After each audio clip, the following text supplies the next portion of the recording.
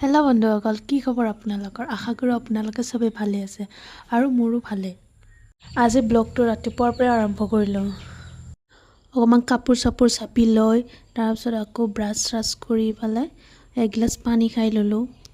তাৰপিছত বহাই দিলোঁ চাহ। চাহটোতো খাবই লাগিব, চাহটো মেইন। ময়ো অকণমান খাই ল'লোঁ চাহ।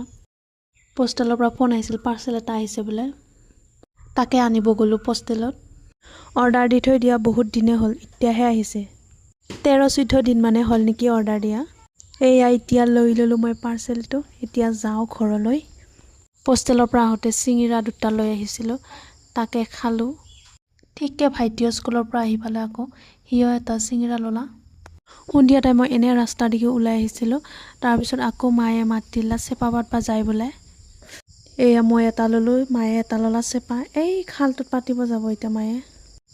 এয়া বতৰটো চাওঁচোন, ইমান কোলা কৰি আহিছে নহয়। ঘৰতে কল বুকি আছিল, তাকে খাওঁ বুলি 2টা আনিলোঁ। আজি ভিডিঅ'টো ইমানেই আছিল।